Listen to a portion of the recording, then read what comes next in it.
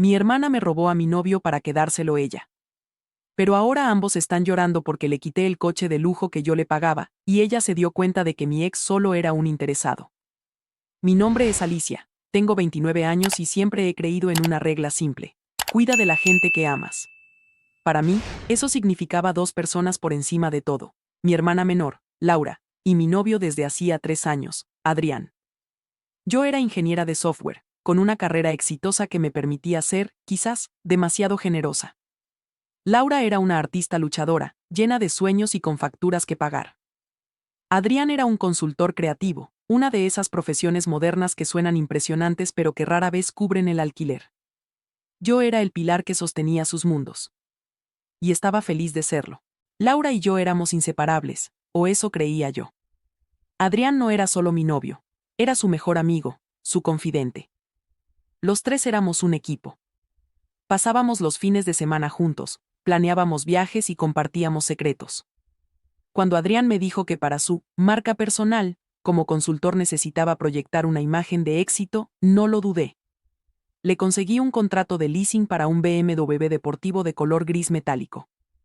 El pago mensual salía directamente de mi cuenta. Es una inversión en nuestro futuro, le dije, y él me besó, diciendo que era la novia más comprensiva del mundo. Las señales de que mi inversión estaba a punto de declararse en bancarrota moral fueron sutiles al principio.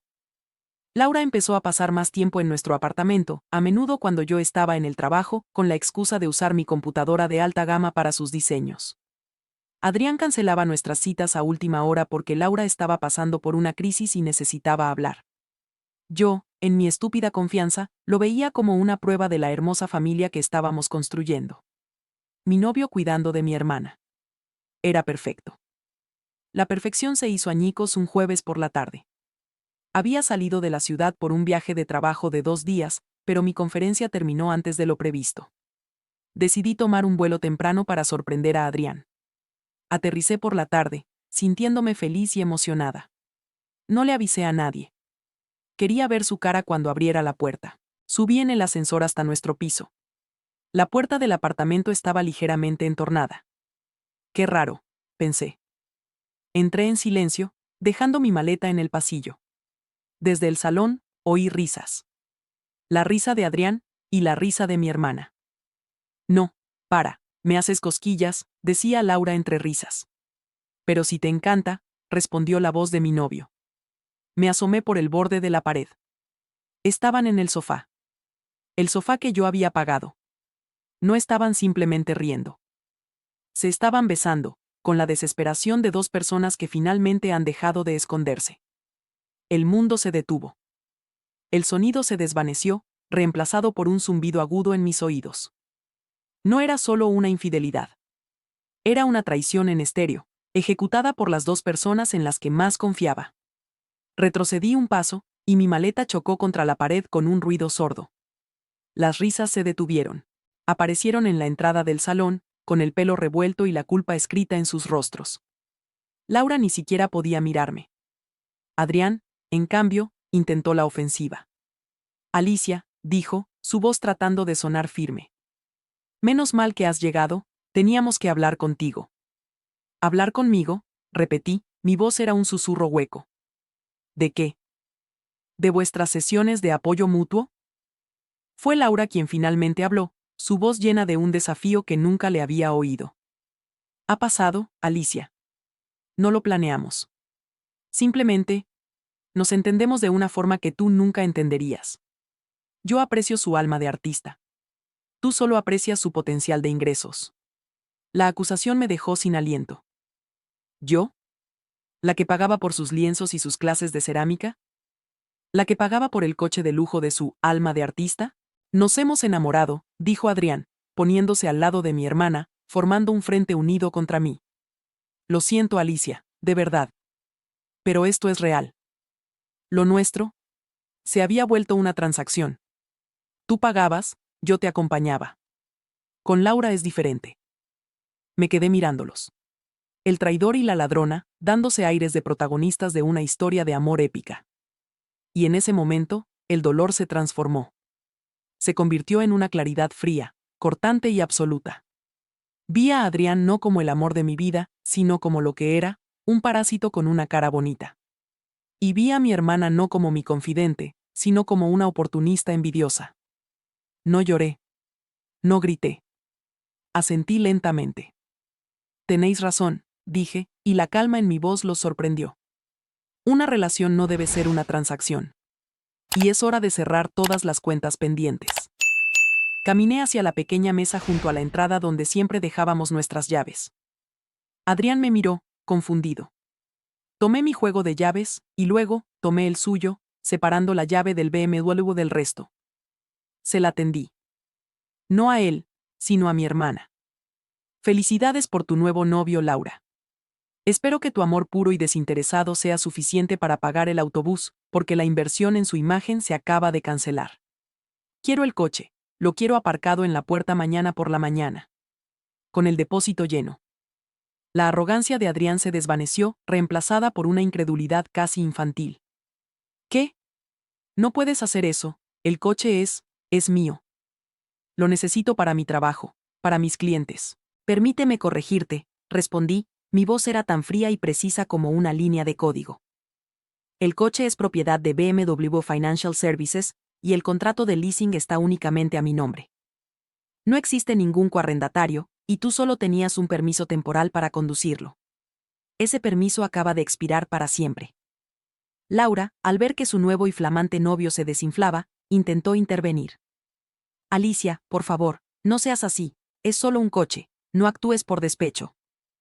Esto no es despecho, Laura, es logística, le contesté, sin siquiera mirarla. Mi atención estaba clavada en Adrián. Ha sido muy claro. Nuestra relación era una transacción. Pues bien, la transacción ha terminado. El servicio de coche de lujo estaba incluido en el paquete novio, un paquete que acaba de ser cancelado. Ahora, por última vez, las llaves. Extendí la mano y esperé. El silencio en la habitación era absoluto. Adrián me miró, luego a Laura, buscando un rescate que no iba a llegar. Finalmente, con un suspiro de derrota, metió la mano en el bolsillo y sacó las llaves. El llavero de metal pesado cayó en mi palma con un sonido satisfactorio y definitivo. Excelente, dije. Ahora que hemos aclarado el asunto del transporte, quiero que los dos os vayáis de mi apartamento. Tenéis exactamente 10 minutos para recoger lo que sea que tengas aquí, Laura, y desaparecer de mi vista. Su salida no fue la de dos amantes apasionados que huyen para empezar una nueva vida. Fue la de dos empleados despedidos saliendo de la oficina con una caja de cartón. Verlo salir por la puerta, sabiendo que su próximo gran reto romántico sería averiguar cómo pagar un taxi, fue el primer atisbo de la justicia poética que estaba por venir. En cuanto se cerró la puerta, no me derrumbé. La adrenalina de la confrontación dio paso a una claridad de propósito. La arquitecta de mi propia vida tenía que demoler la vieja estructura antes de poder reconstruir. Pasé las siguientes 24 horas ejecutando una purga administrativa. Llamé a la compañía de leasing a primera hora de la mañana y organicé la recogida del BMW para ese mismo día. Cancelé las tarjetas de crédito adicionales que les había dado tanto a Adrián como a Laura, para emergencias. Cambié las contraseñas de todas las cuentas de streaming, del servicio de entrega de comida a domicilio, de todo. Fue una operación silenciosa, metódica y absolutamente devastadora. Estaba cortando todas y cada una de las arterias financieras que los habían mantenido con vida a mi costa. Mientras yo borraba sistemáticamente su influencia de mi vida, la realidad empezaba a golpear la puerta de su idilio. Sin el coche, la imagen de consultor de éxito de Adrián se evaporó. Sin mis tarjetas, el estilo de vida de cafés caros y ropa nueva de Laura se detuvo en seco. Su profunda conexión, de repente, tuvo que enfrentarse a la humillación de tener que mirar el menú por la columna de los precios. La vida que habían imaginado juntos, una continuación del confort que yo les proporcionaba, pero ahora con el beneficio añadido de su amor verdadero, resultó ser una fantasía. Su amor no había nacido en el vacío. Había florecido en el ecosistema artificialmente fértil de mi generosidad. Y yo acababa de desatar una sequía. Las grietas en su paraíso no tardaron en aparecer. Supe por un amigo en común que Adrián no había conseguido ni un solo cliente nuevo desde la ruptura. ¿Cómo iba a hacerlo? Su principal producto siempre había sido la confianza que proyectaba, una confianza directamente proporcional al lujo del coche que conducía. Laura, por su parte, tuvo que empezar a pagar las facturas de verdad por primera vez en años. Su pequeño estudio de arte apenas generaba lo suficiente para cubrir sus propios gastos. Ahora, tenía que mantener a dos. La presión económica empezó a erosionar el romance. Las risas se convirtieron en discusiones sobre el alquiler. Las noches de pasión fueron reemplazadas por noches de ansiedad, mirando una cuenta bancaria que no hacía más que disminuir. Fue entonces cuando Laura empezó a ver a Adrián por lo que realmente era. No un alma gemela artística y sensible, sino un hombre de 30 y tantos años que no tenía ni trabajo estable, ni ahorros, ni ninguna intención real de conseguir ninguno de los dos. Había confundido su falta de responsabilidad con libertad creativa. Había confundido su dependencia de mí con falta de oportunidades. Ahora veía la verdad. Él no quería oportunidades, quería un patrocinador. Y ella, sin quererlo, había solicitado el puesto.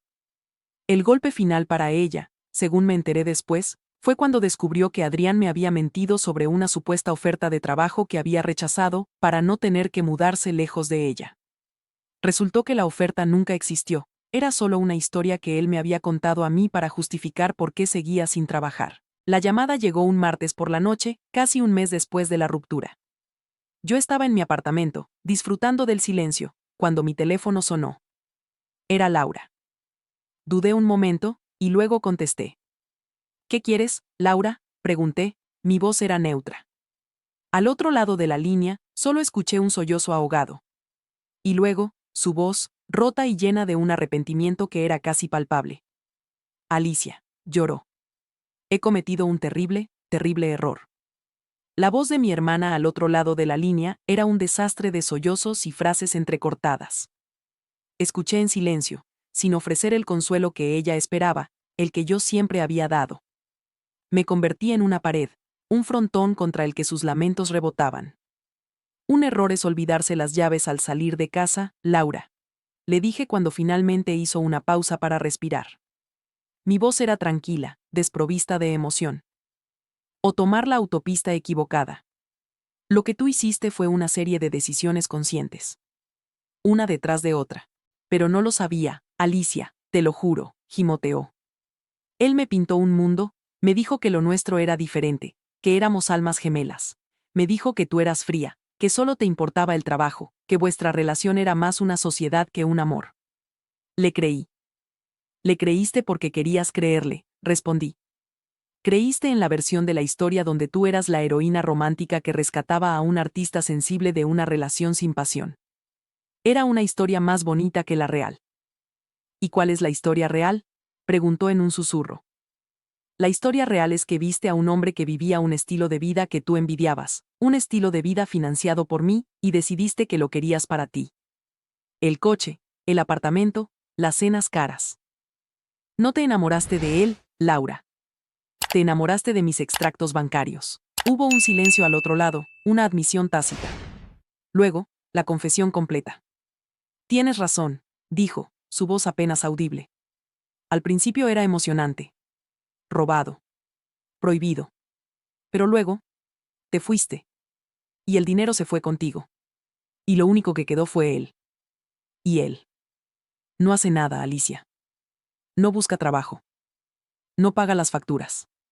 Solo se queja. Se queja de que el transporte público es para plebeyos. Se queja de que ya no puede ir a sus restaurantes favoritos. Se queja de que yo no soy tan comprensiva como tú. Anoche me di cuenta. Él no me quería a mí, Alicia. Quería tu vida. Quería ser tu mantenido. Y cuando tú desapareciste, simplemente intentó que yo ocupara tu lugar. Solo era un interesado. La última palabra del título de nuestra trágica historia había sido finalmente pronunciada. No sentí triunfo, solo una profunda y agotadora tristeza. Pero también supe que necesitaba una prueba, no para castigarla, sino para confirmar si estaba realmente dispuesta a cambiar. Pero también supe que necesitaba una prueba, no para castigarla, sino para confirmar si estaba realmente dispuesta a cambiar. Entiendo, fue todo lo que dije. ¿Puedes ayudarme?, preguntó, su voz volviéndose pequeña. La de la hermana menor que siempre había acudido a mí para que arreglara sus problemas. ¿Puedo? ¿Puedo volver a casa? Solo por un tiempo. Hasta que me recupere. No tengo a dónde ir. Adrián no paga su parte del alquiler y nos van a desalojar. Ahí estaba. La petición de rescate. El intento de rebobinar el tiempo y volver a la dinámica de siempre. Laura comete un error, Alicia lo arregla. Pero yo ya no era esa persona. La traición me había quitado la ingenuidad a la fuerza. No puedes volver aquí, Laura, le dije con calma. Este ya no es un lugar seguro para ti, es un lugar que traicionaste. Escuché un sollozo ahogado. Entonces, ¿qué hago? ¿Me vas a dejar en la calle? No, respondí. Voy a ayudarte. Pero no de la forma que esperas. No voy a arreglar tus problemas. Vas a empezar a arreglarlos tú misma. Y tu primer paso será enfrentarte a la verdad. Haré lo que sea, dijo con desesperación. Bien. Porque tengo una condición, expliqué, el plan formándose en mi mente en ese mismo instante. Quiero que Adrián escuche de tu propia boca todo lo que me acabas de decir. Quiero que sepa que has visto a través de su farsa. Vas a llamarlo y le vas a decir que hablaste conmigo. Le dirás que me has convencido de que reconsidere lo del coche, que estoy dispuesta a reunirme con vosotros dos para hablarlo. La reunión será en mi apartamento. Mañana a las 6 de la tarde. ¿Y qué pasará entonces?, preguntó con temor. Entonces, en lugar de suplicarme por las llaves de un BMW, le dirás, mirándole a los ojos, que sabes que es un fraude, un vago y un interesado. Le dirás que vuestra relación se ha terminado. Y le dirás que tiene que empezar a pagarte su parte de la deuda que habéis acumulado. Yo no participaré. Estaré en mi estudio, con la puerta abierta, escuchando. Si haces eso, si demuestras que realmente te arrepientes y que estás dispuesta a tomar el control de tu vida, entonces, y solo entonces, te ayudaré a encontrar tu propio apartamento y te daré el dinero para el depósito. Pero no antes. Era una prueba. Una prueba cruel, quizás, pero necesaria. Necesitaba saber si su arrepentimiento era genuino o si solo era una estrategia para volver a engancharse a mi cuenta bancaria. Hubo una larga pausa al otro lado de la línea. Podía oír su respiración entrecortada. Tengo miedo, Alicia, susurró. Se pondrá furioso. Lo sé, respondí, pero tienes que decidir qué te da más miedo, su ira momentánea o pasar el resto de tu vida atada a un parásito. La elección es tuya. Esperé. El futuro de nuestra relación pendía de su respuesta. De acuerdo, dijo finalmente, su voz temblaba pero con un nuevo matiz de determinación. Lo haré, mañana a las 6. A las 6 en punto del día siguiente, sonó el timbre. Abrí la puerta. Era Laura, pálida y nerviosa. Le indiqué que pasara al salón y me retiré a mi estudio, dejando la puerta ligeramente entornada, escuchando cada palabra y lista para intervenir si Adrián intentaba manipularla o humillarla. 10 minutos después, el timbre volvió a sonar. Escuché a Laura abrir. Cariño, exclamó la voz arrogante de Adrián. Sabía que lo conseguirías. Tu hermana no puede vivir sin nosotros. La familia es la familia. Ahora, ¿dónde están las llaves de mi coche? Tenemos una celebración pendiente. Escuché a Laura respirar hondo. Este era el momento. Tosinos. Adrián, siéntate, dijo ella, su voz sorprendentemente firme. No vas a recibir ningunas llaves. Tú y yo tenemos que hablar de quién eres en realidad. La sonrisa arrogante de Adrián se borró, reemplazada por una confusión genuina. ¿De qué estás hablando, Laura? Deja el drama. Tu hermana es una experta en eso, no la copies. Simplemente pídele las llaves para que podamos irnos a celebrar. Laura respiró hondo y vi cómo reunía cada gramo de fuerza que le quedaba. No habrá ninguna celebración, Adrián, y no voy a pedirle ningunas llaves. Lo miró directamente a los ojos. He pasado el último mes viviendo en una fantasía, y se acabó. Me di cuenta de la verdad. Tú no te enamoraste de mí en el apartamento de Alicia. Te enamoraste del apartamento de Alicia. Te enamoraste de su cuenta bancaria, de su generosidad, del coche que ella pagaba. No me querías a mí, querías su vida. Y cuando ella se fue, simplemente esperabas que yo ocupara su puesto como tu patrocinadora. Adrián se quedó boquiabierto, buscando palabras. Su encanto habitual se evaporó al enfrentarse a una verdad tan directa. «¡Estás loca!», espetó finalmente. «Igual de loca que ella. Después de todo lo que he hecho por ti, después de elegirte a ti». «Tú no elegiste nada, Adrián», continuó Laura, su voz ganando fuerza con cada palabra. «Simplemente cambiaste de un barco que se hundía a otro. Pero se te olvidó comprobar si este segundo barco tenía combustible. Y no lo tiene. Así que se acabó. Quiero que recojas tus cosas de mi apartamento y te vayas. Nuestra relación, o lo que sea que fuera esto, ha terminado». Adrián se echó a reír, una risa cruel y desesperada. «Buena suerte con eso. Tu nombre no está en el contrato de alquiler. Legalmente, no puedes echarme. Y sin el apoyo de tu hermana, ¿cómo piensas pagarlo tú sola?». Fue en ese momento cuando decidí que la función había terminado. Salí de mi estudio y me apoyé en el marco de la puerta. Adrián se giró y su rostro palideció al verme. «Puede que tu nombre no esté en el contrato, Adrián, pero Laura sí figura como residente autorizada. Y el edificio es propiedad de un buen amigo mío. Una llamada mía y el contrato se rescinde en cuestión de días por tener a un inquilino problemático. ¿Quieres comprobarlo?». Él me miró, luego a Laura, y vio un frente unido, dos hermanas que, a pesar de todo, estaban en la misma página por primera vez en años. La trampa no era solo emocional, también era logística. Y él estaba completamente atrapado. «Se acabó el juego, Adrián», dije. «Laura ha tomado su decisión. Y mi casa ya no es un lugar para ti. Es hora de que te vayas». Sin decir una palabra más, se dio la vuelta y salió del apartamento, cerrando la puerta detrás de él. El sonido del clic fue el punto final de un capítulo terrible en nuestras vidas. Laura se quedó de pie en medio del salón, temblando. Y entonces, se derrumbó, llorando.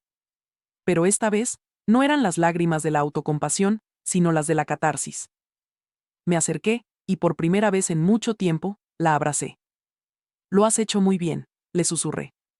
«Fue muy difícil, y estoy orgullosa de ti». Ella lloró en mi hombro durante un rato. Cuando finalmente se calmó, me miró con los ojos rojos. «¿Y ahora qué?». «Ahora», le dije, «empiezas a construir tu propia vida, y yo te ayudaré, no pagando tus facturas, sino ayudándote a que puedas pagarlas tú misma». Cumplí mi promesa. Con el dinero que le habría dado a Adrián, contraté a un asesor financiero y a un coach de carrera para Laura. La ayudé a crear un plan de negocios para su arte, a buscar becas y a encontrar un trabajo a tiempo parcial para mantenerse. Fue un proceso lento y difícil. Tuvo que aprender a ser responsable, a vivir con un presupuesto, a depender de sí misma. Pasó un año. Nuestra relación, que había estado a punto de romperse para siempre, se reconstruyó, pero sobre cimientos diferentes. Ya no era la hermana mayor responsable y la hermana menor necesitada. Éramos dos mujeres adultas, iguales, que se respetaban. Un sábado por la tarde, estábamos sentadas en una pequeña cafetería.